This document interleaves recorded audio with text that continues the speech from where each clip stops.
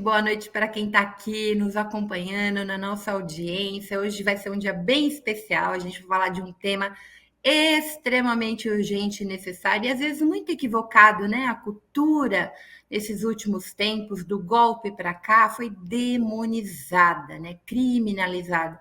Então, a gente vai discutir um pouco isso, como é que a gente recupera, né, esse papel tão importante da cadeia produtiva da cultura, das políticas da cultura, que é o espaço, gente, né, que talvez mais a gente possa se enxergar enquanto espécie, né? O ser humano, ele é diferente dos outros animais porque ele é capaz de produzir cultura.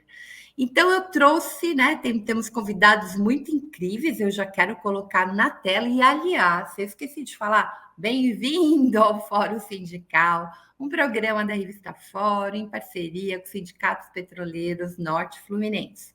A Ivana Bentes já está aí, coloca a minha companheira linda, maravilhosa. Ivana, está fechado seu microfone. Boa noite, Fro. Ai. Que saudade de você. Boa noite para o pessoal que está chegando. Estava ouvindo aqui o finalzinho do programa. Prazer estar aqui para a gente falar de cultura, que, enfim, a cultura resistiu aí nesses 4 anos e foi fundamental na vitória do Lula, né? Foi fundamental. Foi fundamental, aliás, eu acho que a cultura, e é um pouco isso que eu quero conversar com vocês, a gente, às vezes, né, tem um preconceito tão grande e uma falta de entendimento do que é cultura, né, gente? Comer é cultura, né? Cantar, ir no museu, fazer uma coleção, tem tanta coisa envolvida na indústria. Quando a gente pensa em termos de cadeia produtiva, são o quê? 5 milhões de trabalhadores envolvidos na indústria cultural do Brasil. Né? Isso a gente pensando diretamente.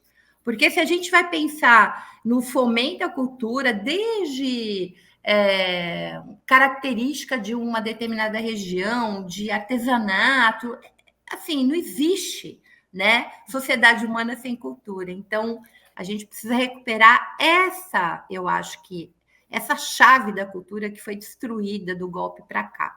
E aí a gente vai conversar bastante sobre isso. E eu queria trazer o Edu. Edu, essa doçura. Cadê Edu? Maria. Boa noite, Ivana. Oi, boa noite, querida. Todas. Tudo bem? Eu fiquei tão feliz de ter o Edu aqui durante todo o governo de transição. O Edu aparecia em todos os programas. O meu é semanal, então ele sempre tem uma temática maior, né? Não é um programa jornalístico, a gente fica discutindo hard news, então eu nunca consegui trazer o Edu para o nosso programa. E daí, finalmente, eu falei: agora vai ter bastante coisas para o Edu discutir. E aí, pessoal, eu vou dar uma notícia triste para vocês.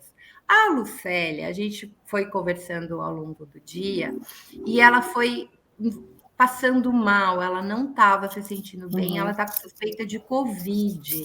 Aí o Edu, fica de olho, Edu, porque você estava com ela, para que você faça teste e tal. Então, ela pede muitas desculpas. A gente já combinou um programa depois com a Lucélia, né, para ela vir. Ela tem muita coisa para discutir, porque a Lucélia, para além dos 50 anos de carreira que ela tem, é uma ativista incrível, né? Então, tem muita história para contar. Aliás, a gente vai falar um pouquinho disso com o livro do Eduardo Meirelles. Mas eu queria começar o nosso papo com um tweet da Jandira Fegali, que estava no GT da Cultura. E eu gostei tanto desse tweet, porque ela faz uma análise, uma leitura semiótica. Então, a gente vai começar por esse tweet que ela fez no cu, hein, gente? Aliás, vocês já estão no cu? Eu nunca consigo falar isso sem dar risada, né? Porque os trocadilhos são muito. Eu peguei lá. Eu pensei que tinha ouvido errado quando você falou. Não, é K-O-O, e a gente brinca muito, é a nova rede indiana. Então, não é um tweet, eu peguei no cu, é um quit. Bota pra gente aí, Tati. Sobe ele pra gente. Ah lá. Só que a gente tem que ver a imagem, né? Você consegue? Ó, a imagem, vê se você consegue ampliar um pouquinho. O Lula cumprimentando, então vamos ler o tweet dela. Aí depois a gente volta para a imagem. Os sinais são fortes. Foto de hoje do presidente Lula, cumprimentando ao catador, um governo que estende a mão aos trabalhadores. Lixo, o lugar de Bolsonaro. Catador com o celular na mão, o povo está de olho e filmando tudo. Só mais 406 horas para posse. Então, o celular está aqui também pendurado no peito dele. Quem quiser ver imagem com mais qualidade, pode entrar lá no cu da. Olha que horror! Pode entrar lá no cu da Jandira Fegali, na rede do cu da Jandira Fegali, para poder olhar a foto. Mas eu queria começar com isso aqui. A Sinara acabou de passar um vídeo que é a fala do Lula, né? Que eu acho que a fala de hoje é belíssima. Eu acho que eu não vou repetir, não precisa, a gente acabou de passar. Já deve ter circulado nos programas da Fórum ao longo do dia, mas só para fazer a referência, o Natal com os catadores o Lula faz isso desde quando ele se tornou presidente no primeiro mandato. Né? Ele sempre fez questão de se juntar com os moradores de rua, com os catadores e tal. E essa foto, para mim, é a foto do dia, não é a do caminhão de mudança do Bolsonaro. Por quê? Porque ela muda esse registro e, a partir da leitura que a Jandira propõe, que eu brinquei com vocês, ela fez uma análise semiótica da foto, eu acho que representa isso que a gente está querendo fazer, né? A gente quer sair desse registro da barbárie, da gritaria, desse monte de bobagem que a gente ouviu nesses 6 últimos anos, e a gente volta com esse olhar humanizado, né, de um presidente que é profundamente humano, que chora, que tem essa relação de compromisso com os mais pobres. E aí, Ivana, eu queria, porque eu já fui, quando você era secretária, a Ivana, gente, todo mundo conhece a Ivana Bentes, né? Mas a Ivana foi da gestão do Juca Ferreira, né? Quando o Juca era ministro da Cultura, da Secretaria de Cidadania e Diversidade. E eu me lembro, Ivana, dos eventos incríveis que acontecia na Funarte, eu já fui em alguns, e que a gente viu o Brasil brotando ali, né? Você tinha esse olhar para a diversidade, enfim. Para começar nosso papo, eu quero que você faça um breve resumo do que era a cultura naquele período, né, antes do golpe. E aí, o golpe a gente pontua. Mas, assim, a gente perdeu muita coisa, Ivana. Sim. Muita. Então, eu queria que você lembrasse. As pessoas precisam também, para poder até entender o que é necessário fazer, lembrar o que se tinha. Porque o Mink vai ter que ser totalmente restaurado, né? Não tem nada, não sobrou nada. Sim. Bom, gente, prazer enorme estar aqui com vocês. Incrível olhando essa imagem dos catadores, que eu acho que tem uma relação já direta assim, com uma questão da cultura, né? Como é que você transforma? No Brasil, gente, a cultura transforma pobreza, hostilidade, violência em moda, em música, em funk, enfim, a cultura ela faz exatamente essa operação dos catadores, sabe? Que pegam, reciclam as latas, né, e dão um novo ciclo de vida e de expressão para algo que foi para o lixo. Enfim, a cultura ela também tem esse poder. Então, queria aproveitar aí as latinhas e os catadores para falar que a cultura é um lugar dessa de transformação desses, né, de valor, de construção de valor a partir do precário, né? Mas aí vai voltar lá para o MINC, né? Eu estava na Secretaria da Cidadania e da Diversidade Cultural, que é justamente a secretaria que trabalha, né, que fazia a gestão do programa Cultura Viva, que é um dos programas de cultura, que trabalha com a ideia de cultura de base territorial, comunitária, ou seja, na ponte de cultura indígena, ponto de cultura ligado aos campos que a gente conhece tradicionais da cultura, dança, teatro, mas de base territorial, né? Então, assim, uma ideia de cultura, né? Ponto de cultura ligado à gastronomia, comida, à saúde. Então, uma articulação do campo da cultura com todos os campos da produção da vida, eu diria, que é um entendimento de cultura incrível, né? Assim, quando eu digo assim, a cultura ajudou ajudou a derrubar Bolsonaro. Não é à toa que o governo Bolsonaro, enfim, hostilizou e demonizou o campo cultural, porque é onde estão os valores, né, da vida, né? Ninguém vai deixar abrir mão dos seus valores mais vitais em nome, é isso, né, de um conservadorismo, racismo, preconceito. Eu acho que a cultura estava exatamente nesse lugar. E não é através de discurso político, de partido, né, são os desorganizados, né? Enfim, qualquer pessoa que tem um valor cultural, a gente não abre mão dos nossos valores, né? Enfim, né? E de alguns valores, né? Então, assim, a Secretaria da Cidadania e Diversidade Cultural, né, ela fazia a gestão desse programa maravilhoso, dos pontos de cultura, né? E a gente começou a fazer essa articulação com tudo: economia viva, né? Então, cultura, economia solidária, cultura e saúde, cultura. Nós chegamos a propor para a Dilma um projeto maravilhoso que não foi para frente, foi logo um pouco antes do impeachment, que era, né, Minha Casa, meu ponto de cultura, minha vida.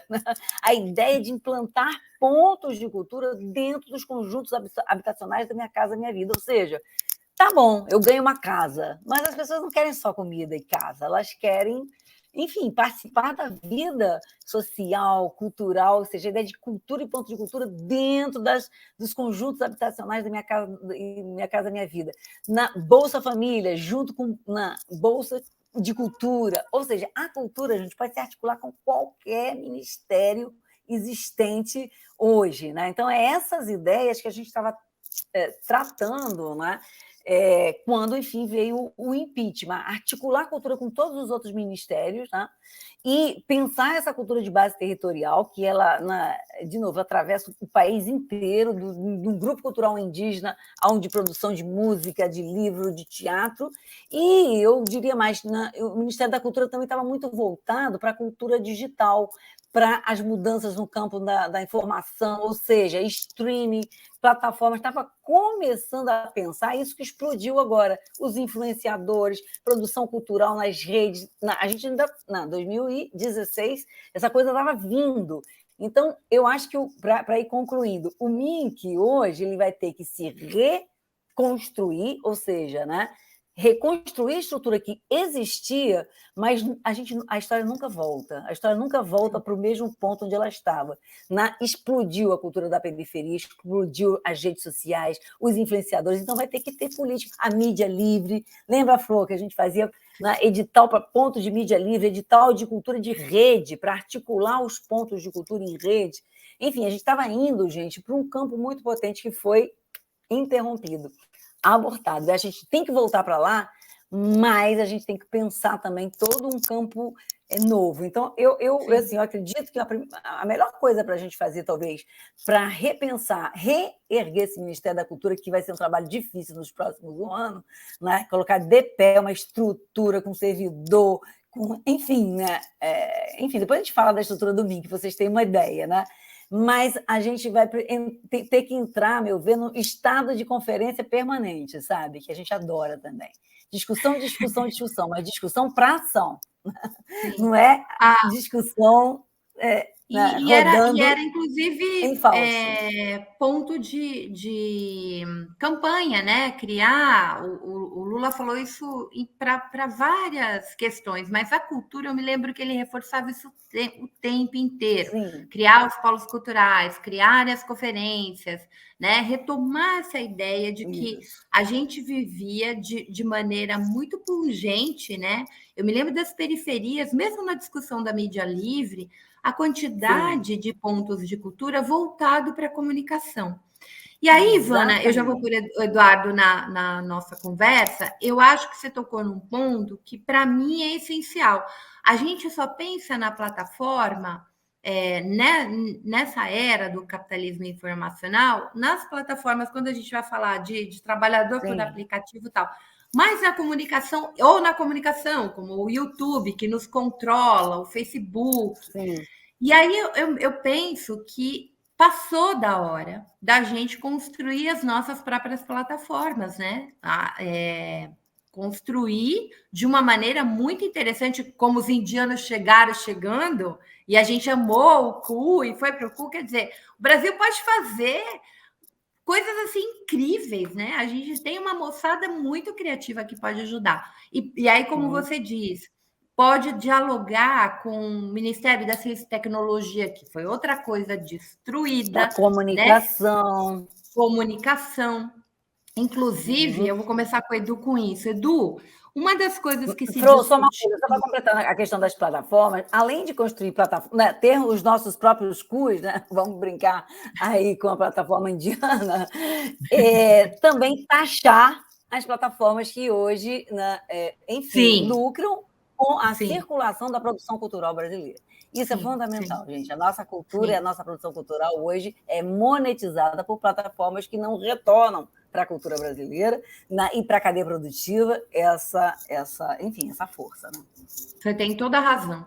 E vários, né? A produção cultural nossa, o cinema, séries, tem coisas tão ricas e nem sempre volta para nós, né? Fica aí, entra nas Netflix da vida e você não tem controle. Por exemplo, a gente tem uma série de grande sucesso feito pelo Condzilla, que é o Sintonia. Ele desistiu de fazer as demais temporadas, porque o controle sobre a produção e a circulação ele não tem. E explodiu, um sucesso retumbante, Sintonia. Então, isso é muito sério e a gente precisa realmente pensar sobre isso. Edu, gente, o Edu, vocês certamente já viram o Edu aqui em todos os programas, porque o Edu está 24 horas no ar. Eu nunca vi um correspondente que ele está das 6h30 da manhã às 9 da noite na Fórum, dando furos para a gente. O Edu acompanhou, fez a cobertura e está ainda, né, em Brasília, do todo o governo de transição, quando começa os grupos de trabalho, ele acompanhou 1 a 1, deu furos enormes para a gente. O dia da barbárie lá em Brasília, Edu estava no ar, mandando vídeo, teve o Fórum da Madrugada na cobertura, enfim. Edu, você que acompanhou essa revolução, porque eu acho impressionante isso também, né, Edu? Foi só o Lula ganhar... Gente, parece que o ar mudou, né? O ar que a gente respira é outro. E aí o Edu sempre falava, isso me chamava a atenção, ele dizia assim, que o clima mudou, né? Que os jornalistas se sentiam melhores, etc. Eu queria, Edu, que você falasse um pouquinho desse período novo aí em Brasília, dessas sensações, mas depois focasse um pouquinho na cultura, porque foi uma coisa que razoavelmente celebrada, a gente tem uma Margarete Menezes, né? Como é que foi essa discussão? A gente ainda não tem acesso aos relatórios, né? Eles ainda não se tornaram públicos, mas você foi dando furos para a gente, eu queria que você retomasse isso e sintetizasse aí para nós. Boa noite, Ivana, boa noite, Maria Fro, boa noite a todos e todas. Bem, eu não integrei nenhum grupo de trabalho, né? Eu só fiquei acompanhando pela Fórum enquanto imprensa. Só que eu era um dos poucos jornalistas que circulava ali pelos 2 andares do CCBB, dos grupos de trabalho, e conversava com algumas pessoas. Em relação à questão dessa mudança no clima, mudança no ar, eu me arrisco a dizer, inclusive, Maria, que é até algo espiritual, assim, sabe? A gente tinha essa sensação de que havia uma guerra astral sendo travada, uma coisa que na pandemia, durante a campanha, até a juventude começou a fazer campanha usando a história de Harry Potter, a força do bem contra o Lorde das Trevas, enfim, venceu. E sim, esse é o clima que eu sinto ali com os colegas jornalistas, muitos de veículos como a Folha de São Paulo, o Estadão, Bloomberg, The New York Times, enfim, de todos os gêneros possíveis, assim, é unânime. O tratamento é completamente outro, a gente consegue trabalhar com tranquilidade, e por muitas das vezes a assessoria de imprensa do próprio presidente Lula chama a atenção da gente e se refere aos repórteres como quinta série, porque o clima é de tanta descontração que a gente consegue se divertir desse método, desse modelo, assim, porque a maioria dos jornalistas que lá estão tem a minha idade, assim, 26 anos e tudo mais. Com exceção, por exemplo, da Adélis Ortiz, que manda um estagiário, por exemplo, o Lula vai falar 1h da tarde, eu chego lá às 9 para garantir um bom lugar, um bom enquadramento para a gente filmar aqui para fora. Aí chega um estagiário da TV Globo lá às 9, aí fica até às 11h55, às 11h55 a Adélis Ortiz chega e ocupa o espaço. E a TV e os assessores da Globo dão sempre a primeira pergunta para ela. Isso é uma crítica que eu quero deixar aqui, inclusive. Que eles sempre priorizam os veículos da grande mídia. Eles priorizam a TV Globo, eles priorizam a Folha, eles priorizam o Estadão. E a gente que está lá fazendo esse tipo de jornalismo mais democrático acaba ficando de escanteio. Eu mesmo nunca consegui fazer uma pergunta, mesmo estando identificado enquanto fórum. É uma questão aí que, se alguém estiver vendo aí, tiver relações com a assessoria de imprensa do presidente, leve essa demanda nossa para ele. Mas é isso, Maria. No dia dos atentados que ocorreram aqui, pegou todo mundo de surpresa, né? A gente esperava que alguma coisa pudesse ocorrer lá no TSE durante a diplomação do presidente, mas à noite, assim, realmente não estava esperando. 00:30, uma coletiva de imprensa marcada lá no CCBB. E corremos para lá, fizemos a cobertura, enfim, a Fórum saindo na frente.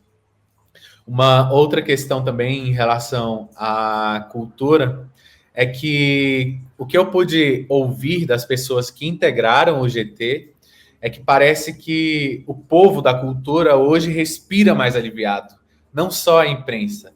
Parece que nos últimos 7 anos todos estivemos, né? Porque eu também era da imprensa, sufocados, assim, como se nos faltasse o ar. E agora só a possibilidade do MINC, do Ministério das Comunicações, do fomento à cultura retornar, do compromisso que o Mercadante assumiu com o setor cultural via BNDES, já traz também para todo esse setor, né, que é o do audiovisual, do cinema, do teatro, do circo, enfim, da dança, de tudo, traz esse alívio, traz essa esperança de dias melhores. E eu acho que é essa palavra que mais define, esperança, né? E o presidente Lula tem esse compromisso. Ele tem esse compromisso com a essência dele. Ele não... Eu sinto que o presidente Lula, ele quer deixar um legado para quando ele se encontrar com Deus, ele dizer, minha missão foi cumprida. Tanto que hoje, lá com os catadores, ele firmou um compromisso muito forte de retornar depois da posse com os integrantes do governo para mostrar a Cracolândia. E um diferencial que o presidente também propôs foi fazer uma pesquisa com os moradores de rua, com os usuários de drogas lá da Cracolândia, diferente da que vem sendo feita, que é só um levantamento de números, saber quantas pessoas estão ocupando, quantas famílias. Ele quer conversar, ele quer mandar pessoas para conversar de um em um, saber quem são, de onde veio, o que fez levar as pessoas, o que fez a pessoa ir viver na rua, enfim, e tentar encontrar uma solução.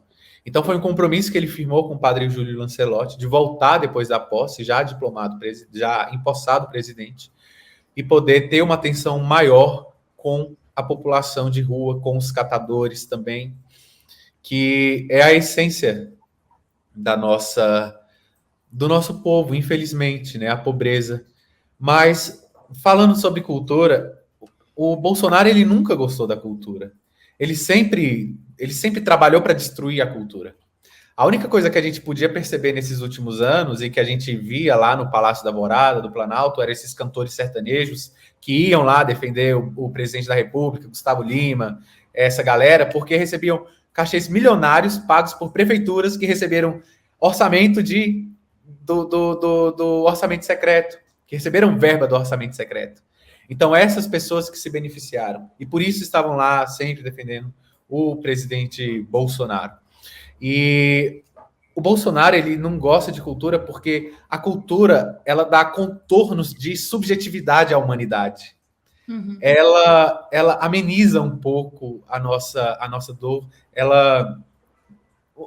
não só a nossa dor também, né, o nosso dia a dia, ela dá esse contorno humanizado. E se tem uma coisa que o Bolsonaro não é humanizado. O Bolsonaro nunca chorou. Nunca chorou durante o governo dele. Ele chorou porque perdeu. Ele chorou porque ele percebeu que ele é um perdedor. Ele chorou porque percebeu que os filhos dele vão para a cadeia.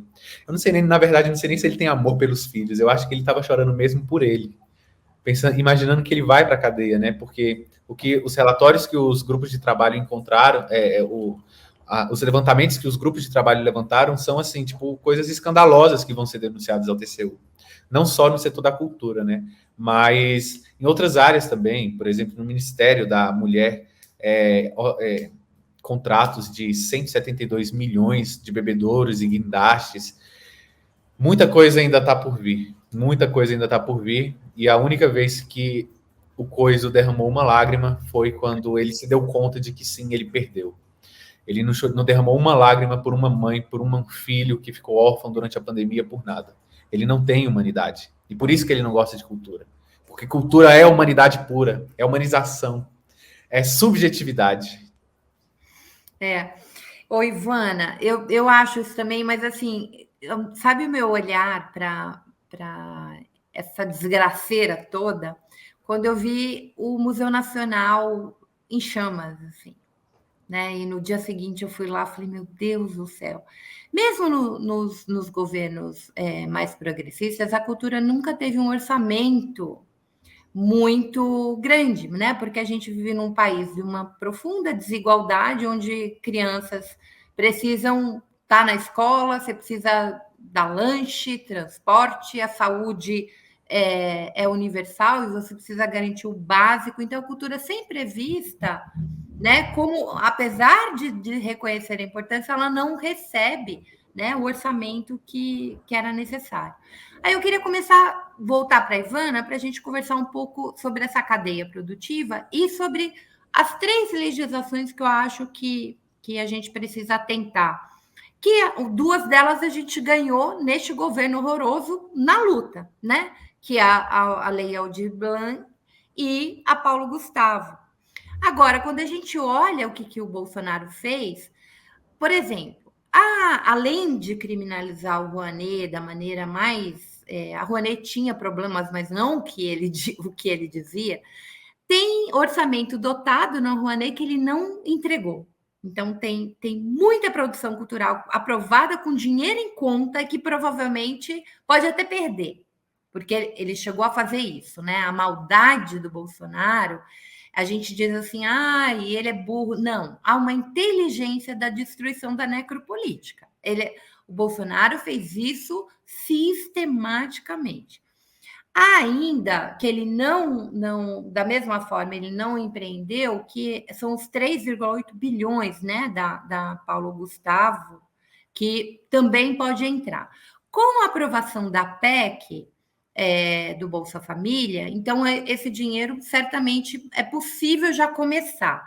Aí, Ivana, a minha pergunta para você, Eduardo, você que estava lá circulando, o que é prioritário?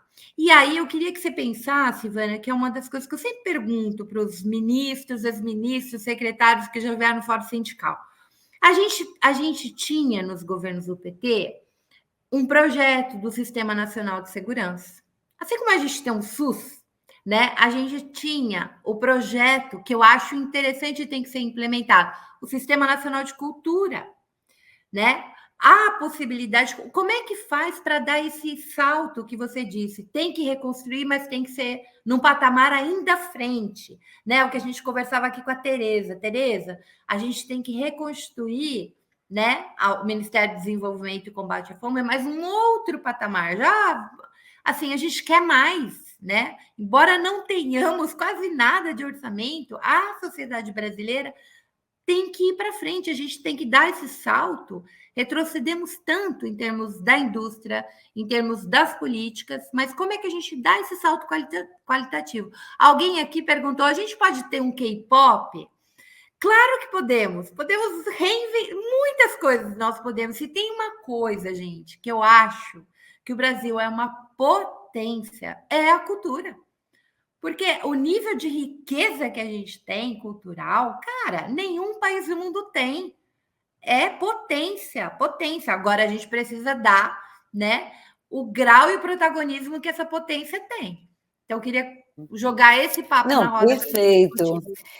Perfeito. Acho que a gente pode até começar, enfim, essa criminalização, para vocês terem uma ideia. A Lei Rouanet, agora, nesse final de governo, eles estão fazendo cobranças de prestação de contas de 20 anos atrás. Eles deixaram de aprovar uma série de projetos. Então, assim, eles estão tentando, enfim, dar esse último, esse último volta no parafuso nessa, para tornar, enfim, esse produtor cultural, para ele ficar inadimplente, não é?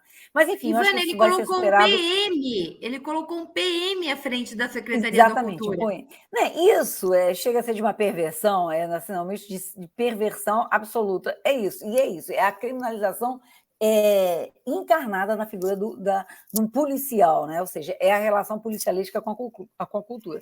Mas, assim, no mundo inteiro, gente, a produção cultural ela é uma economia poderosa do entretenimento, a primeira economia dos Estados Unidos, né? Ou seja, o potencial de emprego, de construção de emprego, de atividades, né? A cultura hoje ela é o modelo do trabalho como um todo, porque quem faz, não, o produtor cultural ele trabalha por projeto, ele não tem salário, muitas vezes ele não tem CLT, ele não está empregado, ele não tem 13º, ele trabalha por projeto. Então, esse modelo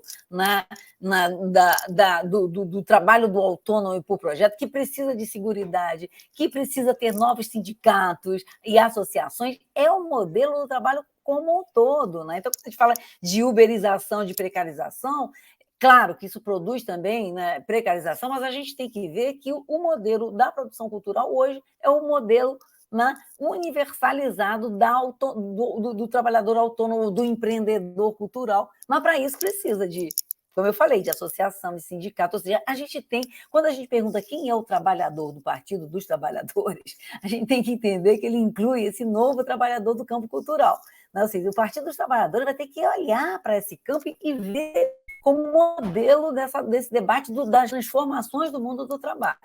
Então, não é só, precarizou tudo, claro que precarizou tudo, mas cadê o novo sindicato? Cadê a nova associação da cultura? Então, eu acho que a cultura está na frente do debate das transformações do trabalho, dessa nova economia, da economia, né, que trabalha com a informação, com a moda, com a linguagem, que é a economia das redes, inclusive, né, que atravessa o campo cultural. Então, assim, não é pouca coisa que a cultura ela movimenta, né? E aí você trouxe a questão da Ancine também, ou seja, esses recursos, né, que foram do Fundo Setorial do Audiovisual, milionários que não foram utilizados. Então, eles sentaram em cima de recursos milionários que são frutos da taxação, né, das empresas de comunicação e que iriam incentivar a produção audiovisual brasileira, que fez com que a produção audiovisual brasileira explodisse nos 13 anos de governo Lula,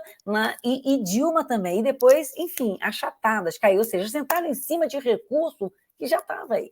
Então, assim, nesse sentido, para mim, quando você pergunta o que é prioridade, sem dúvida a lei, né, Paulo Gustavo e a lei Aldir Blanc, elas foram de suma importância para os produtores culturais sobreviverem nesse cenário de hostilidade, demonização e retirada de recursos. Né? Foi uma conquista e tanto, gente, porque a quantidade de recursos que movimenta é enorme. E ela, sabe, Fro, né, e Eduardo, ela é o ponto de partida de uma discussão muito bacana, que é uma renda básica para o produtor cultural.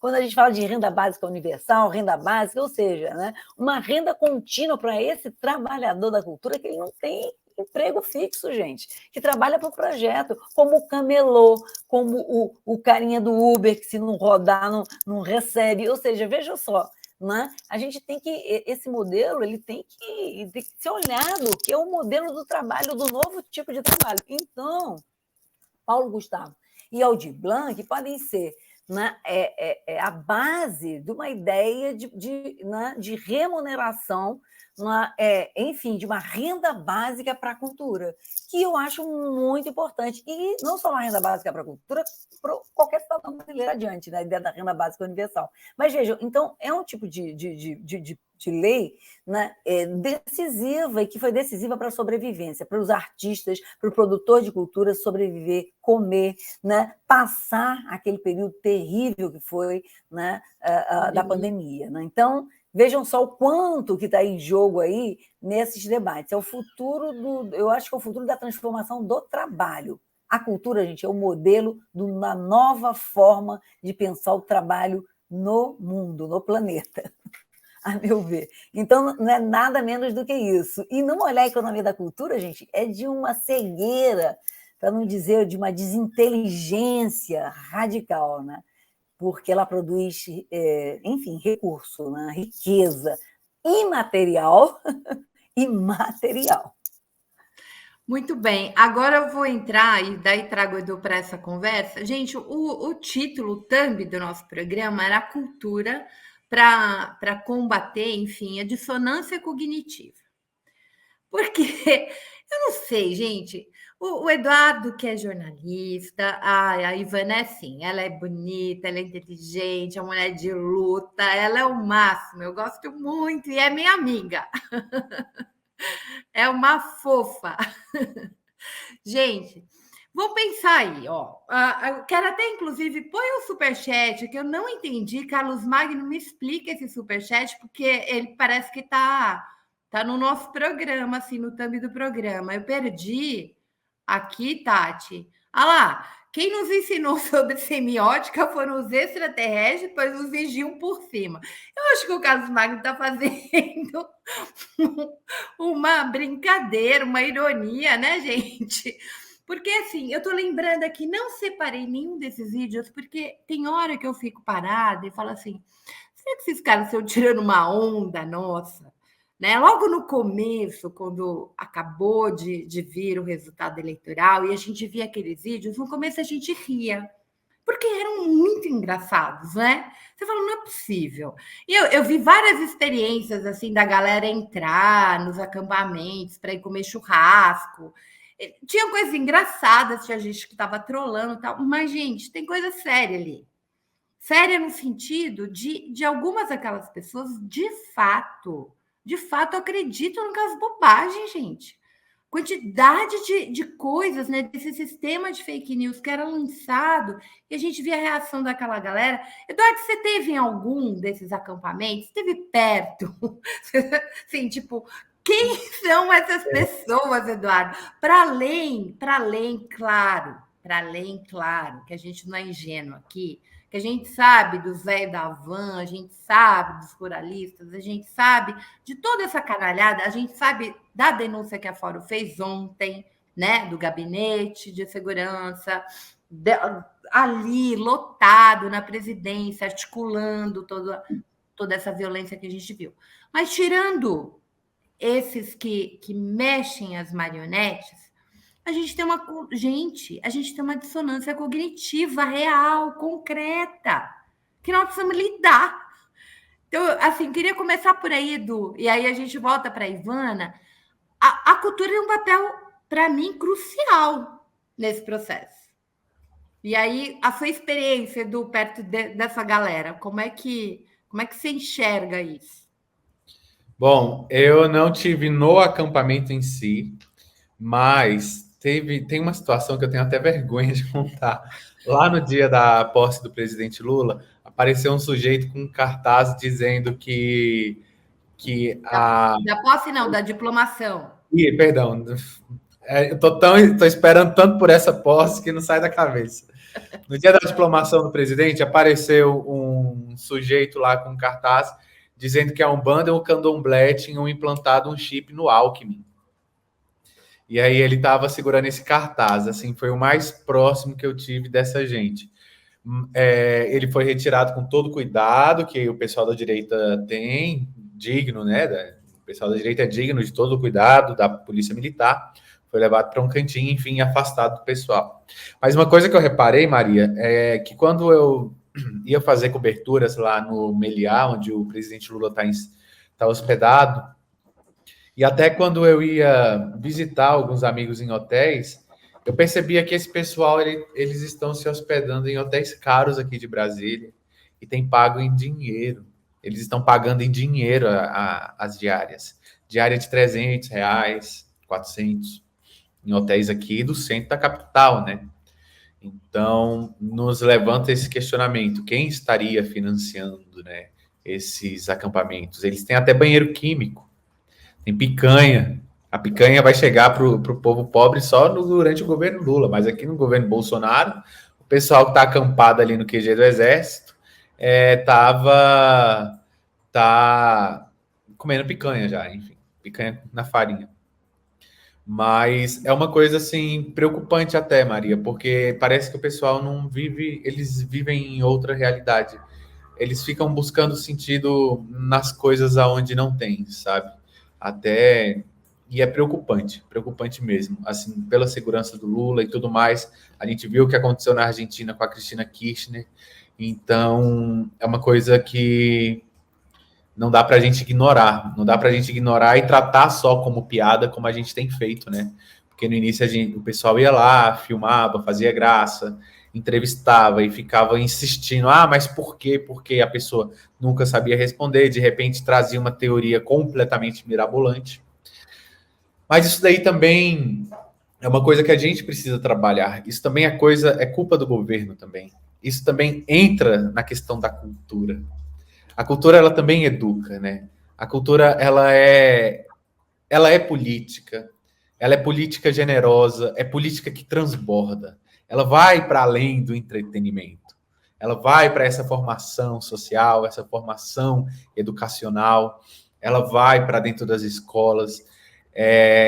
Aos poucos, por exemplo, a gente vai apagando o nosso passado. Por exemplo, nesses últimos anos de governo Bolsonaro, não caiu uma questão sobre ditadura militar. Então é assim que a gente apaga, que a gente não, é assim que se apagam fatos históricos, fatos culturais, inclusive, que às vezes nem são tão, não são positivos, mas já estão enraizados, né, na nossa história. É assim que a gente vai, que eles vão apagando a história.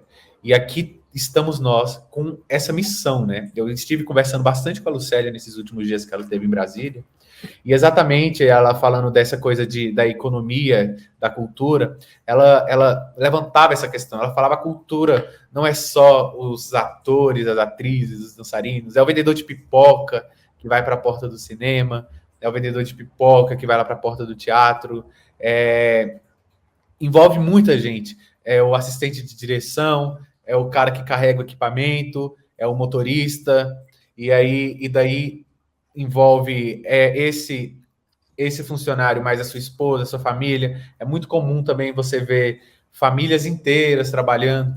Durante a pandemia também, o povo do circo sofreu muito com os impactos das restrições, e essas crianças também que são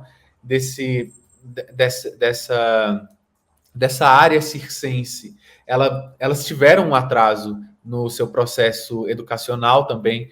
Então, é uma coisa transversal, que não está só relacionada à cultura, mas está relacionada à educação, está relacionada à saúde, à economia. É um trabalho muito abrangente. E, Ivana, eu desejo muita sorte mesmo para vocês. Porque, assim, o que deu para perceber acompanhando de longe o trabalho, a construção dos relatórios do grupo de transição, é que o Bolsonaro, ele não só teve um descaso com a cultura, foi uma coisa premeditada, foi uma coisa orquestrada. É como se fosse essa casa aqui, eu pegasse uma marreta e começasse a derrubar as paredes propositalmente. Então, o trabalho que vocês vão ter agora em diante, a partir do dia 1º de janeiro, é de começar essa casa do zero. É de redesenhar o alicerce, é de redividir os cômodos, é de repensar toda a lógica estrutural da casa e começar, enfim, a reconstruir isso do zero e pensar em cada detalhe dessa grande casa que vai ser, né, que é o setor cultural e todas essas pessoas que se relacionam com isso. Quando colocaram o Mário Frias à frente, lá do Ministério da Cultura, não, da Secretaria, né, porque foi rebaixado durante o governo Bolsonaro. Eu volto a dizer, ele não gosta de cultura. E ele tinha relatos, inclusive, que saiu na imprensa, de que o Mário Frias ia armado trabalhar, né, lá. E oprimindo mesmo as pessoas que trabalham com ele. Mas não só o Bolsonaro não gosta da cultura, a direita como um todo não gosta da cultura, porque o arbítrio é testa dura. E por toda forma de como a gente se faz gente, né? A cultura, ela significa esses espaços de criação. E todos os espaços de criação são espaços de liberdade. E quem faz cultura possibilita esses espaços de liberdade, dá voz às pessoas, enfim. A gente vê, você falou no início da pobreza, o que a gente mais importa hoje, por exemplo? Se você chega num gringo, se você chega na Europa e pergunta referências sobre o Brasil, eles vão falar do funk, eles vão falar do samba, eles vão falar do carnaval, eles vão falar dessa cultura que surge na periferia e que se torna a nossa identidade nacional e a nossa identidade também para além das fronteiras. E é exatamente essa gente que a direita, que o Bolsonaro combate e quer destruir, né? Por conta disso, porque cultura é um espaço de liberdade. Ivana, Vamos qual vai lá. ser a nossa fórmula? Não, eu vou começar com a questão você falou da dissociação cognitiva, gente. Mas, assim, claro, né, a gente fica assim, um pouco, né, enfim, perplexo, né, com o nível, né, de delírio, com o nível de construção de realidades paralelas. Infelizmente, eu tive que ficar estudando a extrema-direita, né, no campo da comunicação, do imaginário, né, e, assim, tenho bolsonaristas na minha família, né, meu irmão mais velho virou meu estudo de caso, né, e eu fico muito, muito impressionante, né, assim, que o meu irmão mais velho virou bolsonarista, era a pessoa mais apagada da família. Ele não abria a boca no almoço de domingo. E o Bolsonaro deu lugar de fala, para usar essa expressão, para o meu irmão expressar todos os seus preconceitos, todas as suas crenças mais arcaicas. Então, na verdade, assim, a extrema-direita ela tem uma cultura também. Só que a cultura do racismo, é a cultura da misoginia, e que está sendo ameaçada nesses últimos 13 anos com todos os avanços que nós tivemos, da cota, feminismo, o debate antirracista, assim, então... Né, LGBTQIA+. Exatamente. Tem um lado de dissociação cognitiva, mas tem um lado muito concreto, que são pessoas ameaçadas na sua cultura, no seu modo de ser, que é um modo terrível, né? A nosso ver, porque produz violência, produz morte, né? Mas não é à toa que a gente fala de guerra cultural, porque são diferentes culturas e entendimentos de mundo em conflito, né? E isso, gente, e isso também, o bolsonarismo, ele mexe com valores muito arraigados dessas pessoas. Então, esse conservadorismo e essa extrema-direita, ela não veio de Marte, ela não veio de um outro planeta e ela não veio do Bolsonaro. Ela já estava profundamente presente na nossa cultura, né? Na nossa cultura brasileira. Né? Claro que ganhou um porta-voz, ganhou um amplificador do que é pior nisso, um porta-voz no Estado, né? E uma máquina de construção a partir das fake news, a partir dessas histórias delirantes que foram construídas, delirantes nesse sentido, né? Nós somos um cidadão de bem que tem valores superiores diante da escória, diante, né, enfim, né, dos pervertidos, diante de uma esquerda, ou seja, toda uma construção narrativa, toda uma construção, né, terrível, mas que faz todo sentido. O meu irmão encontrou o sentido da vida dele no bolsonarismo. Tipo a Cássia Kiss, né? Que é a mesma coisa. Exatamente. O irmão. Tem várias pessoas aí.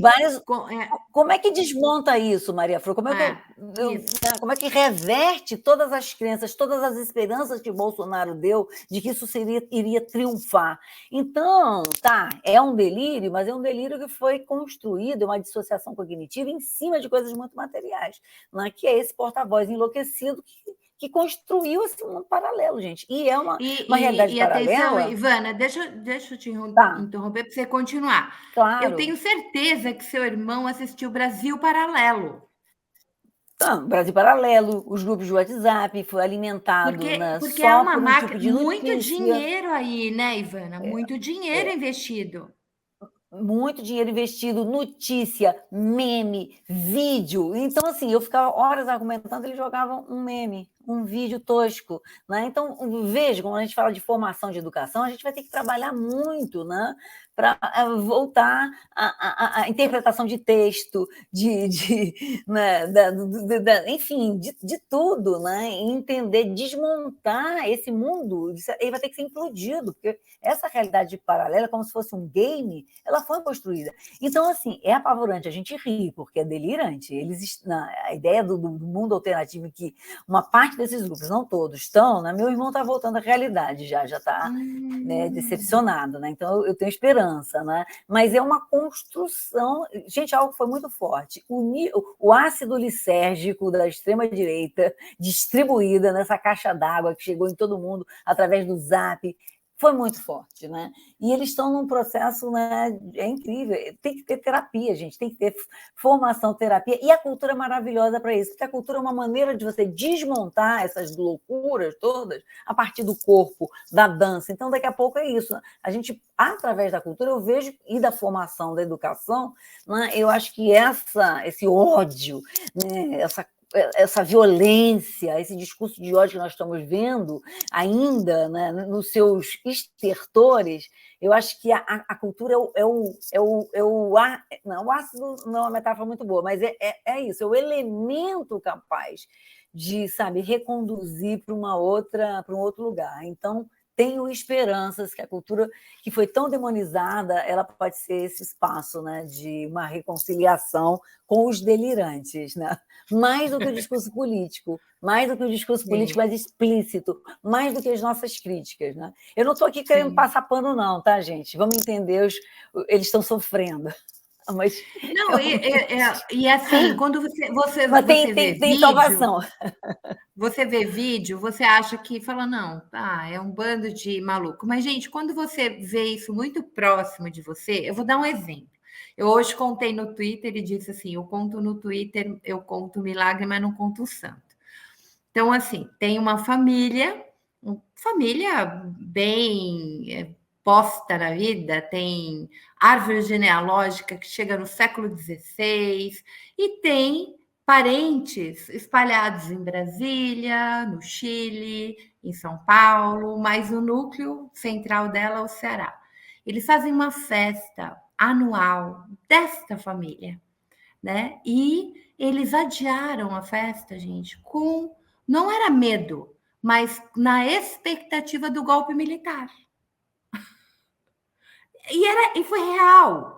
Eles adiaram uma coisa que eles fazem todo ano, porque falam, ai, daqui a pouco tem um golpe militar, vamos esperar acontecer, daí a gente faz a festa. Pensa num negócio desse.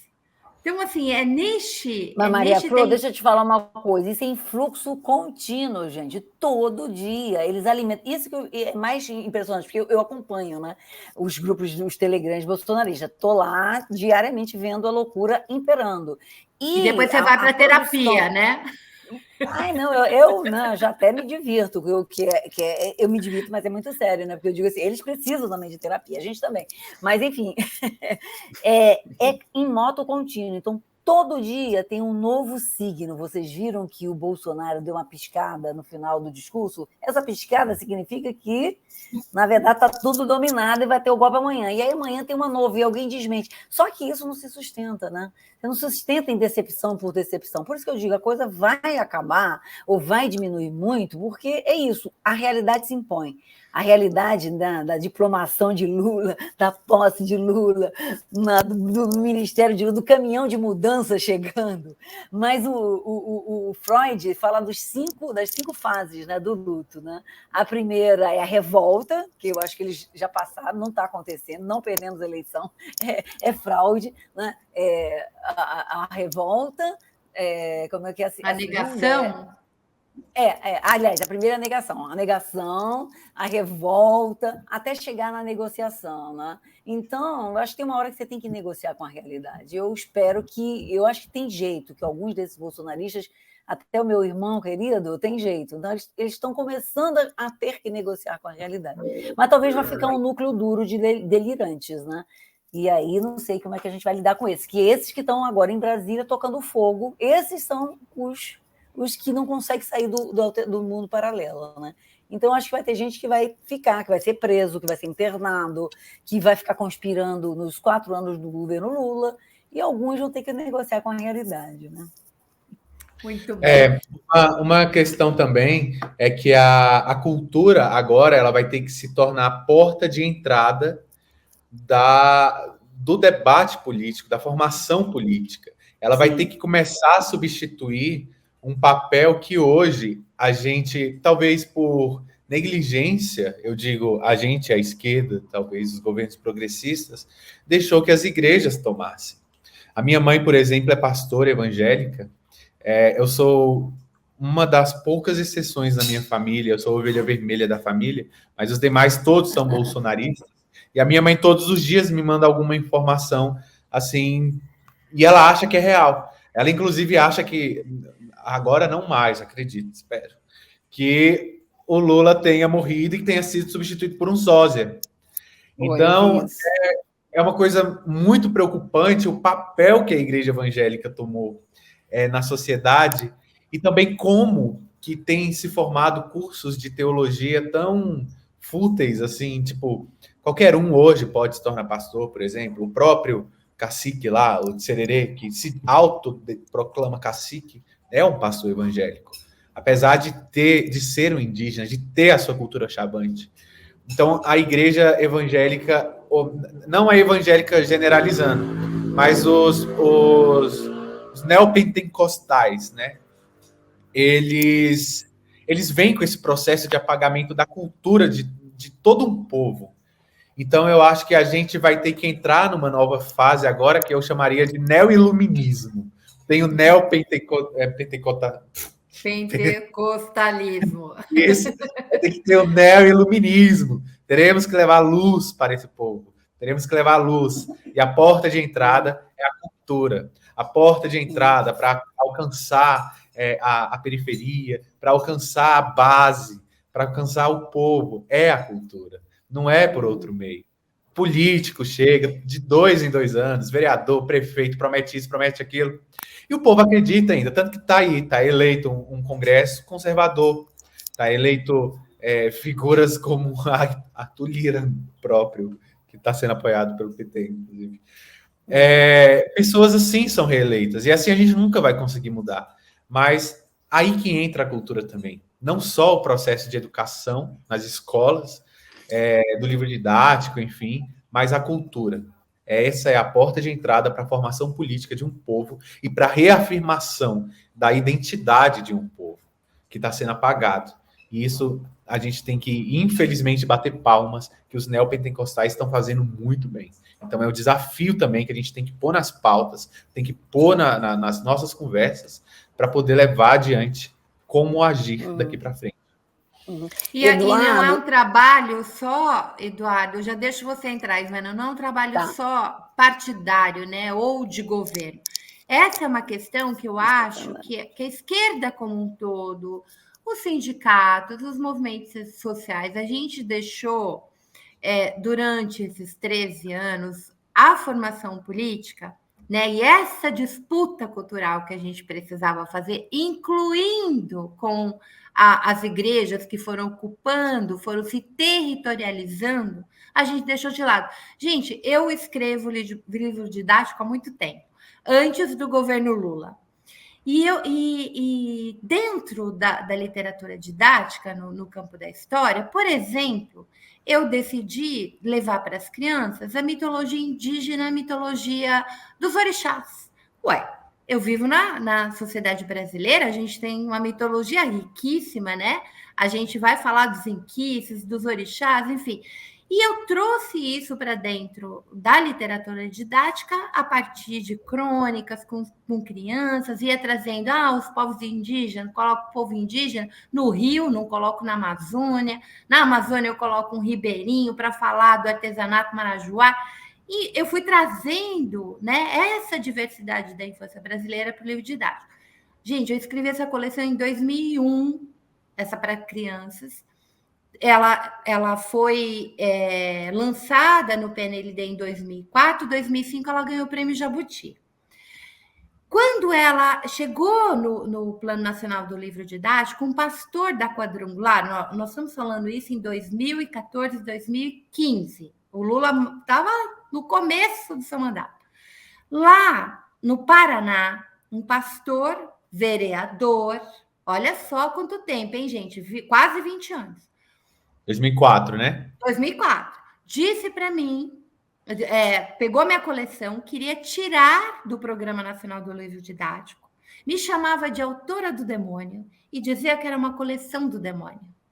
Ele usou o púlpito público, o espaço público da Câmara para criminalizar uma produção didática aprovada pelas universidades e que no ano seguinte ganhou o Prêmio Jabuti. E aí, a gente está falando de quase 20 anos. Isso já, essa associação da igreja, e não é só neopentecostal, não. Eu entrevistei aqui alguns pastores que vêm da base presbiteriana e eles dizem a mesma coisa. O nível de intolerância, de criminalização da diversidade, do tratamento com a população LGBT é igual. E da fascização, né? De ir cada vez mais para esse conservadorismo.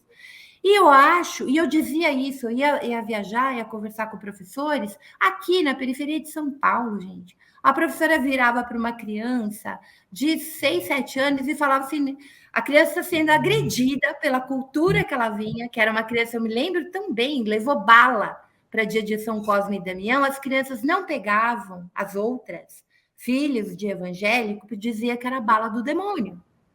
A criança tinha 6 anos e a professora não era capaz de mediar essa situação. Porque ela dizia, não, livre-arbítrio. Por quê? Porque a professora também era evangélica. Faz 20 anos que a gente está nessa situação e não faz esse enfrentamento. Ou seja, dentro de um espaço público de educação, a gente não foi fazer esse enfrentamento. A professora não recebeu apoio, né? Ou não foi cobrada, não foi formada. Quer dizer, a gente foi deixando isso. Seja via política institucional, e eu dizia, falava, falei, gente, as coisas estão muito complicadas. Eu viajava esse país todinho, conversando com professores, e este professor polivalente, gente, lá da base. E eu já via isso. Então, eu acho que a tarefa nossa ela é grande e é desse enfrentamento. Claro, como diz a Ivana, tem que ter acolhimento. Eu não vou brigar com uma professora de periferia que está lá tentando fazer o seu trabalho. Ela precisa de apoio, ela precisa de formação. A gente tem uma lei, diretrizes, né, do ensino, da cultura e da história africana, afro-brasileira, indígena, e ela não deixou de lado, foi de novo uma coisa abandonada. Se a gente não toca nisso, não trabalha nisso, não sai desse patamar. Maria Flor, fundamental o que você falou. Eu lembro que o Ministério da Educação tinha a SECADI, que era a secretaria que lidava com toda a produção de livros, de diversidade. Gente, na escola básica, né? E o Mais Cultura na escola, ou seja, você poder pegar uma turma de estudantes no ensino básico fundamental e levar num terreiro de candomblé para conhecer a cultura, para discutir a cultura, né? A cultura de matriz africana dentro dos currículos. Então, essa mudança ela tem que ser estruturante. Então, agora, eu acho que nós aprendemos a lição. Se isso não estiver dentro do currículo, se a cultura não chegar, e é isso, a cultura de matriz africana, porque, na verdade, uma parte, né, dos evangélicos hackeou o que as culturas de matriz africana têm de mais incrível, que é o corpo, a dança, inclusive a possessão. Aquele Espírito Santo que baixa, que começa a falar a língua, é o transe, gente, do candomblé. Eles hackearam, né, até a manifestação. Então, assim, eu acho que tem, sim, evangélicos progressistas, eu acho que a gente tem gente da Igreja Católica. Vamos olhar lá para a base do PT? A base do PT, gente, era a teologia de libertação. O que era a teologia da libertação? Eu já fui Virgem Maria em presídio, Anjo Gabriel em Alto de Natal, era tudo, né, os grupos de teologia da libertação levando discussão, debate em presídio, em periferia, isso no Acre. A minha cultura de esquerda começa católica, depois eu fui abandonando. Mas para a gente entender que também não dá para para pensar uma guerra contra a religião. Não dá, porque a religião e a crença faz parte, né, enfim, das culturas humanas. Né? Exatamente. O que a gente tem que combater são os extremismos, são as religiões fundamentalistas que não aceitam a diversidade, que não aceitam... Ou seja, a gente tem visto também uma coisa extraordinária, que é isso, os pastores progressistas, os pastores que vão falar de um Cristo negro, que vão... Gente, maravilha, isso é muito bonito, que você pode incorporar a diversidade no debate da religião. Então, os nossos inimigos não são os crentes, né? As pessoas que querem e têm uma relação com o espiritual. Não vamos cair nesse equívoco, que seria uma guerra perdida. Então, eu fico muito fascinada. Como? Porque isso é cultural também. A crença, né, é cultural. E nós temos uma geração inteira que nasceu em famílias evangélicas. Agora, vamos saber que valores são esses evangélicos, né? São da diversidade, são do extremismo, né? São fundamentalistas, né? São esses falsos pastores que pregam um discurso de ódio, né? A diferença, né? A misoginia, porque aí sim, né? Eu acho que a gente vai fazer um bom combate, né? Mas eu acho que é isso. A gente precisa de todos os santos e orixás, amém, para fazer a disputa cultural. Né? Então, não vamos achar... Sabe, eu pego isso que eu digo que é assim, a racionalidade, simplesmente, a racionalidade pura, ela fracassou.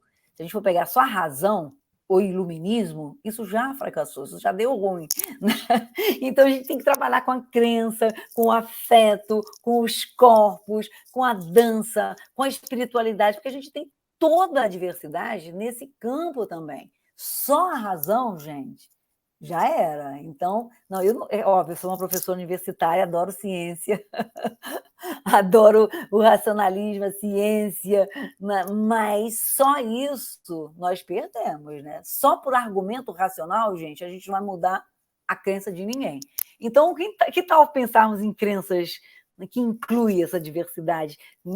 Isso é lindo, isso eu gosto. Né? Eu acho que eu fico muito feliz quando eu vejo o Lula. O Lula é um gênio, né, gente? Quando ele está atento a esse movimento da sociedade brasileira, se aproximando dos evangélicos progressistas, se aproximando como o PT fez na sua fundação da teologia da libertação, que eram os padres de pé no chão, no interior, trazendo essas discussões mais incríveis que eu vi na minha juventude lá, no meio em Rio Branco, no Acre, né? E que me ajudaram a formar os meus valores também, né? Com uma teologia bacana, bonita, de um Deus que não é de ódio. Né?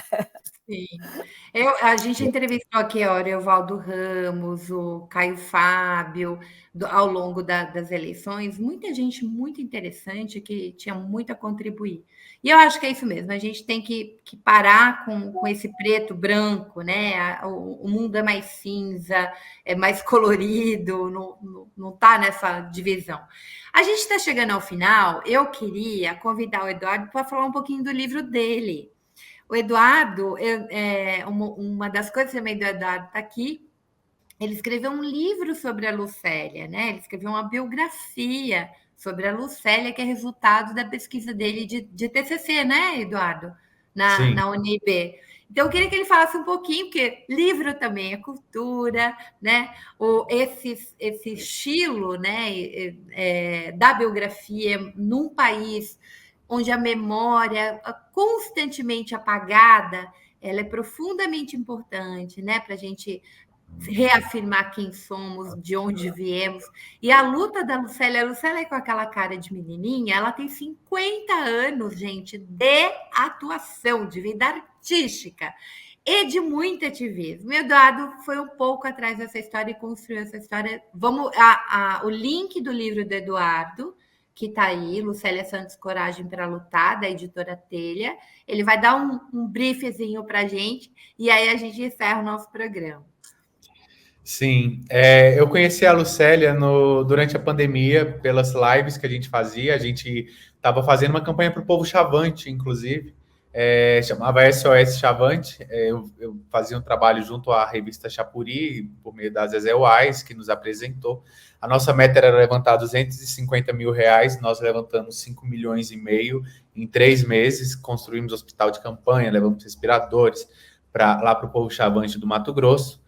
E durante esse processo eu não fazia ideia de quem era, né? A Lucélia, eu não conhecia as novelas, não tinha visto. Eu nasci em 96, a Escravizaura foi ao ar na década de 70, 80. Então, eu fiz a proposta. Aí a gente desenvolveu alguns trabalhos juntos depois, com um podcast, Seguir Esperneando, também focado no meio ambiente, assim. Depois a gente desenvolveu o trabalho com Vozes da Floresta, Chico Mendes Vive. Eu tive com ela lá no Acre, fizemos a imersão lá na Amazônia para poder fazer as filmagens, e a estreia, o ensaio de estreia da peça foi lá em Chapuri, de frente ao sindicato dos seringueiros. E eu estava me formando na UNB em jornalismo e fiz essa proposta para ela. Eu falei, Lucélia, todo mundo eu vejo falar da Lucélia atriz, a Lucélia da Escravizaura, mas a Lucélia que eu conheço é outra, é a Lucélia política. E pelo que eu fui pesquisando, você tem uma história política muito interessante. Eu gostaria de escrever o meu TCC, um livro, que inicialmente, como TCC, chamava Lucélia Santos, um fenômeno da natureza, como uma referência ao Nelson Rodrigues, que, quando perguntado sobre quem era Lucélia Santos, ele disse, é um fenômeno da natureza. E aí, quando eu propus para ela, falei, vou fazer como TCC, e se você achar, se você gostar, a gente lança comercialmente. Aí eu fui para cá, depois de tomar as 2 doses de vacina da Covid, eu fui até o Rio de Janeiro, e ela abriu as portas da casa dela, revirei todos os arquivos, enfim, e contei essa história, que começa lá na anistia aos presos políticos, durante a ditadura, passa pelas diretas já, também tem a fundação do Partido dos Trabalhadores, conta toda essa história, todo esse processo. Lucélia nasceu lá em Santo André da Borda do Campo, lá no ABC Paulista, a letra A do ABC Paulista, né? E os pais dela eram sindicalistas da Ródia, sindicalistas não, perdão, eram operários da Ródia, uma indústria têxtil, e eu fui contando essa história mais focado na vida política da Lucélia, que teve um processo fundamental, inclusive ela foi uma das primeiras mulheres a colocar o seio à mostra na TV, na campanha de amamentação materna, incentivando as mulheres a amamentarem as crianças em público, a não terem medo, e dizendo o quanto era saudável o leite materno. Acabamos também com aquelas fake news que já surgiam na época, de que o leite em pó era mais saudável do que o leite materno, que o leite materno era fraco. Então ela tomou frente disso. Também quando surgiram os primeiros casos de HIV e AIDS no Brasil, foi Lucélia e Ney Matogrosso quem deu as caras em defesa dessa população que ainda ficava um pouco receiosa de dizer. Ela teve também no processo de fundação da Viva Cazuza, durante a Constituinte, ela e Fernando Gabeira lutaram pelos direitos das prostitutas. Eles pediam a inclusão dos direitos das mulheres, que chamava Mulher da Vida é Preciso Falar, né? Contra a exploração sexual, não criminalizando a profissão, mas contra a exploração sexual, também regulamentando a profissão. Lá atrás, ela já defendia pautas muito à frente do seu tempo. E também conta um pouco da relação que ela teve com Cuba, Nicarágua e principalmente China. Principalmente a China. Lucélia, ela foi o soft power da construção das relações bilaterais entre Brasil e China. Tanto que ela era usada como uma espécie de cartão postal móvel. Todos os presidentes queriam levar a Lucélia para o encontro com a China. E logo depois do fim da Revolução Cultural Maoísta, o Fernando Henrique Cardoso estava muito tenso em fechar os primeiros acordos comerciais lá da usina de Três Gargantas, na China, que aí entrava também as nossas construtoras, que foram destruídas por conta do lawfare dos Estados Unidos, agora na Lava Jato. Lá começaram. O FHC fechou um contrato dessas construtoras brasileiras entrarem nessas obras da usina de Três Gargantas, lá da China, que é uma das maiores do mundo, se não a maior. E a Lucélia estava lá, todos os acordos foram firmados. A China votou pela entrada do Brasil em comitês da ONU. Então, e fora o Timor-Leste também. Para vocês terem uma ideia, a data da promulgação da Constituição do Timor-Leste foi no dia do aniversário da Lucélia, como homenagem a ela. Xanana Guzmão veio até o Brasil e deu literalmente lápis e caneta e falou: Lucélia, ajude-nos a reescrever nossa história. E aí ela escreveu, aí ela documentou o filme Timor-Leste, o massacre que o mundo não viu. Então foi essa Lucélia que me chamou a atenção, que me encantou e que me fez querer escrever sobre.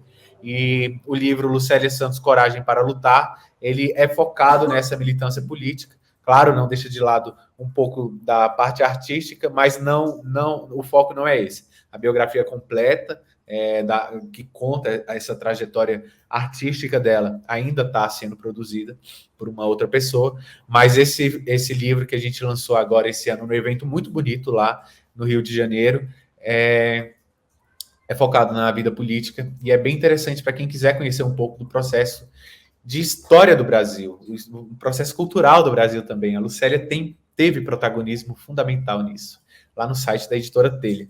Vocês encontram o livro Lucélia Santos, Coragem para Lutar. O prefácio é do José Genuíno, tem depoimento da Ângela Mendes, a filha do Chico Mendes, da Sônia Guajajara, da Zezé Uais, do Matheus, tem um poema lindo do Matheus Natchergaile, o João Grilo, do Alto da Compadecida, que abre o livro. E, enfim... E agora eu também gostei dessa coisa de escrever, sabe, Maria? Eu, desde o início da minha graduação, eu escrevia poemas, morria de vergonha de publicar, de dizer as coisas que eu pensava, achava, tô pensando lorota. E aí, não, agora eu tô criando coragem, agora eu tô indo pro lado do romance. Que legal! Tô elaborando um romance aqui na minha mente que já está sendo colocado em prática. E é isso, muito bem. O dia que a Lucélia vir aqui, eu vou te trazer para a gente fazer esse diálogo. Gente, o Eduardo só tem 26 aninhos, a idade da minha filha. Olha essa potência. Olha esta potência de produção. Fiquei morrendo de vontade de ler. Eu li um pouquinho do TCC, mas eu vou atrás do livro, que você provavelmente já editou, mudou um pouco. E aí eu vou terminar, minha gente. Eu prometi para a Ivana que eu ia fazer em 1h15, mas, Ivana, a gente começa a conversar e aí já foi, né? Já foi 1h15. Já passou. Já passou.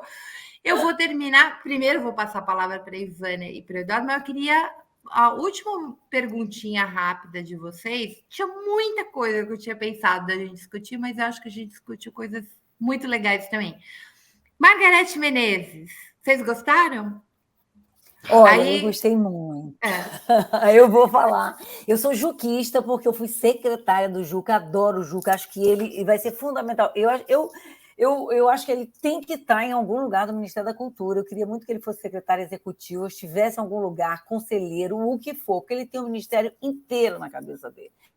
Então, assim, eu acho que Juca, Jandira vai ser uma parceira maravilhosa para a gente, né, no parlamento. E a Margareth Menezes, gente, é uma pessoa extraordinária. Antes da gente sair, em 2016, ela seria a nossa parceira na Secretaria da Cidadania, da Diversidade Cultural em Salvador, porque ela tem 2 empreendimentos culturais, que é a Mercado Iaô e a Fábrica Iaô, e a Fábrica Cultural, que trabalham com empreendedorismo cultural, com economia solidária, tudo que a gente queria fazer na articulação da cultura com o maravilhoso, extraordinário Paul Singer, né, que regia a Secretaria da Economia Solidária, que eu amaria, né, o Lula tinha que recolocar, né, porque existem muitas economias, muitos modelos de economia. A economia solidária é uma potência gigante. Então, a gente queria articular a cultura com a economia solidária. E é o que a Margareth Menezes faz numa periferia de Salvador, que ela mudou, né, que é a Ribeira. Então, eu fiquei muito feliz também com essa indicação de uma mulher preta, uma cantora, e que tem visão de cultura. Então, assim, eu acho que foi muita crítica, num primeiro momento, corporativa, porque o mundo cultural acha que a cultura se restringe a Rio, São Paulo, e não é, e deslocar o centro da cultura para Salvador, como já tinha sido feito com Gilberto Gil, me pareceu um golaço de de novo, do nosso gênio, né? E, enfim, com todas as influências, com Janja, com todo mundo que palpitou, mas eu acho que foi muito importante. E, enfim, eu espero. E o Juca é uma pessoa tão generosa que ele já fez um depoimento muito bonito dizendo que agora é hora de união, não é hora sabe, é assim, a gente não pode começar, como eu digo, né, a autofagia, que é isso, a crítica interna que detona um, que detona outro, ou seja, então se não era o momento de Juca agora voltar como ministro, que ele possa, né, ajudar, né, junto com pessoas novas, que eu acho que é preciso essa renovação, e pessoas que conhecem essa estrutura, porque essa estrutura não é fácil de remontar, né? Então, assim, eu acredito na inteligência coletiva, e eu acho que a gente está num momento em que a gente não pode cair no erro de novo, entrarmos em processos autofágicos, né? Sim. Que é a guerra de todos contra todos, no nosso campo também da esquerda, que a gente também sabe fazer intriga, guerra e fofoca, né? Então, vamos voltar para o que interessa. Então, eu já vi o pessoal, a fofocada começou, falei, a gente adora uma fofoca, o fofocariado é a maior força, né, do novo campo da produção, enfim, de tudo, de conhecimento. Eu gosto do fofocariado, mas ele tem um limite, vamos nos concentrar em construir, gente, porque destruir já foi destruído, né? Olha, eu tô tão de acordo com você que até assim, eu sou super amo de paixão, sou amiga pessoal de Zé de Abreu, mas eu fiquei com vontade de puxar a orelha dele, puxar a orelha também do nosso new friend do Frota, porque eu falei, gente, pelo amor de Deus, vamos fazer esse debate em outro canto. Foi uma briga tão cruel um para o outro, eu nem quis entrar nesse assunto aqui, porque eu não queria ir para o fofocariado, e porque o Zé não está aqui, e porque o Frota não está aqui, eu acho que os sujeitos precisam também falar. Mas aquilo ali, para mim, vai precisar... porque, gente, se a gente não tiver disposto a trazer aquelas pessoas que fizeram coisas ruins, ele no campo da cultura, ele deu uma escorregadela terrível, eu me lembro das invasões lá, estilo MBL, nas exposições. Não, terrível, gente. Tem coisa muito ruim. Mas, ao mesmo tempo, você fala, o cara, o bolsonarismo, ele não perdoa. O Frota nem foi eleito. E aí, como a gente não vai trazer para cá, não vai fazer formação política, as pessoas não podem mudar, eu acho que pode, eu acho que a gente precisa também ter essa disposição. Mas eu já saí o Frota é aquele caso limite, né? Eu você acho. acreditar nas mudanças. Mas, enfim. Eu, pela campanha dele, depois que ele assim, foi tão atacado e ficou do lado de cá. Sabe quando eu comecei a ouvi-lo? Porque eu tinha muitos problemas. Na pandemia. A pandemia. Quando ele começou a fazer uma ação muito contra o negacionismo, etc. Eu falei, opa, peraí, vamos ouvir. E aí eu fico olhando o passado das pessoas e seu presente e a sua continuidade procurando, né? Como é que a gente encaixa aí. Então, particularmente, eu acho que tem salvação, sim, a gente precisa ter essa generosidade. Olha, tem uma coisa que o Frota fez que me surpreendeu muito para o bem. O filhinho do Rovai teve um processo dificílimo, né? Precisava de muito sangue. O Frota fez uma campanha, voluntariamente, ninguém pediu para ele, não. Foram ônibus doar sangue para o guri. Então, tem coisas que a gente não pode esquecer, entendeu? As pessoas voltam a insistir, as pessoas não são é isso e aquilo, né? Não é. E do jeito que eu conheço o Zé, que é um cara super generoso também, eu acho que foi muito ruim a resposta do Frota para ele. Acho que o Zé até já esqueceu. Ele tem um nível de generosidade acima da média. Então, acho que isso aí uma hora se resolve, por isso que eu nem queria trazer isso para cá. Ivana. Não, Fro, a minha régua, rapidinho, é assim: depois da catástrofe, todos serão perdoados. Eu estou muito cristã nesse sentido. Desde que se arrependam de forma legítima. É isso que diz a religião cristã. Mas todos serão perdoados, menos um, Bolsonaro, né? Bolsonaro. Esse a gente também quer que merece os rigores da lei, né? Os rigores da lei, né, gente? Bom, eu vou deixar a Ivana dar um tchauzinho. Edu, adorei você aqui. Eu quero você mais vezes para a gente falar de outras coisas, mas o dia da Lucélia, certamente, eu quero você aqui. Eu já fiz uns programas de livro que eu amei, assim, antes do Serginho Lamberti partir, né, nos deixar, a gente fez um programão com ele que foi uma delícia sobre a biografia Senhor do Meu Tempo, uma das coisas mais bonitas que eu já li na vida. Então a gente virou, mexeu junto, assim, um fórum sindical cultura para falar de livros, para falar de coisa boa, porque trabalhador também tem que ter acesso e direito a isso. Então, o Fórum Sindical não é só pauta dura, hardcore, de sindicato, não. É pauta que interessa a classe trabalhadora e cultura interessa a classe trabalhadora.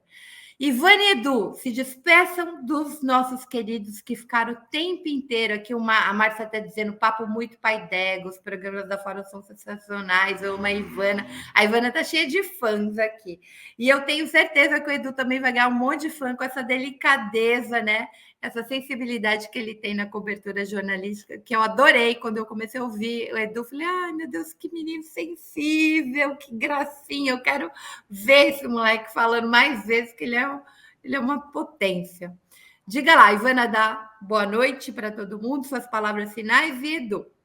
Maravilha. Não, gente, eu acho que eu vou finalizar com aquela questão. A gente precisa de inteligência coletiva, a gente precisa desse espírito de reconstrução. Não vamos cair no fofocariado e nem nessa autofagia que a gente sabe fazer muito bem, que é, enfim, né? E a cultura, realmente, a cultura é esse power, esse software power, esse poder de transformação, de sedução, de transformação. Então, alguém falou aqui que não se perdoa fascista, mas eu acho que, sabe, educação, informação muda a cabeça. E a cultura muda, eu acho. Muda a cabeça, muda a mentalidade e imaginário. Então, é isso. Prazer te conhecer, viu, Eduardo? Sou muito admiradora da Lucélia, que introduziu o debate sobre meio ambiente no Brasil. Não vamos esquecer disso. E de Fro também, prazer te rever e te encontrar. Fro, boa noite aí para todos e todas. Obrigada, querida. Edu? É isso. Voltando ao assunto lá da Margarete, eu fiquei muito feliz quando ela foi anunciada também. Houve alguns bochichos lá por dentro também, mas eu acho que o momento não é para isso. A gente tem que proteger a Margarete, a gente tem que blindar a Margarete nesse momento, porque ela vai ser a vitrine da cultura e ela vai ser... E toda a artilharia vai estar mirada para ela. Então, se a gente não se unir aqui enquanto o grupo progressista que nós somos e deixar um pouco de lado essa vaidade, esse ego, esse orgulho, nós não vamos conseguir avançar com as pautas que nós precisamos. Nós não vamos conseguir atingir a camada da sociedade que nós precisamos atingir. Então, a Margarete, ela precisa ser protegida nesse momento. Então, fiquei muito feliz com a notícia. A Lucélia já tinha me avisado antes de ser anunciado na imprensa, com muita felicidade também. Ela disse que ligou para parabenizar, ficou muito feliz com a indicação da Margarete para a ministra. Então, eu acho que o momento é esse. A gente precisa, sim, proteger a Margarete, e principalmente dos ataques que vêm. Foi um prazer enorme conversar também aqui com você, Ivana. Maria Frode, achei maravilhosa. Você é uma Fro, literalmente. E, Ivana, eu até fiquei um pouco assim, sem graça, porque eu vim aqui na esperança de que a Lucélia também viesse para a gente poder falar sobre o livro. Daí eu falei, o que eu vou falar de cultura com uma potência dessa aqui na live com a gente, a Ivana? Até cometi alguns deslizes aqui, falando de neo-iluminismo, não sei o que lá. Não, esquece, gente. É aprendizado. Eu também não sou cabeça fechada, eu acho que tudo é um processo de aprendizado, todas as críticas positivas, negativas. Aqui agora, Maria, vocês estão me vendo aqui pelo menos umas 4 vezes no dia, de manhã, na hora do almoço, e tarde, de noite. E eu tenho lido todas as críticas, e todas elas eu tenho absorvido. De alguma maneira, elas são úteis. Então, é isso, somos eternos aprendizes, somos eternos estudantes, e estamos esperançosos. Novos tempos chegaram e estamos aqui. E obrigado pelo convite, Maria, Ivana. Boa noite a todos e a todas também. E amanhã cedo, às 8h15, estarei aqui na Fórum com Mauro Lopes, direto lá do CCBB, fazendo um resumo da ópera do que aconteceu durante esse período de transição todo. Boa noite. Muito bem. Boa noite, Eduardo. Boa noite, Ivana. Boa noite, todo mundo que nos acompanha até agora, essa comunidade fiel, querida, né? Vocês são a razão da gente estar aqui, né? Às 11h10 discutindo sobre cultura. Incrível. Não é? Bacana? Então, gente, a gente volta no Fórum Sindical, no horário normal, semana que vem, porque, infelizmente, o Brasil saiu da Copa, né? A Copa vai acabar no dia 18, vai acabar o Fórum na Copa. Fórum Sindical volta de novo às 18h30. Muito obrigada por nos acompanhar até agora. Ivana e Edu, obrigadíssima pela companhia e pelo bate-papo. Beijo. Tchau, gente. Prazer. Tchau, tchau.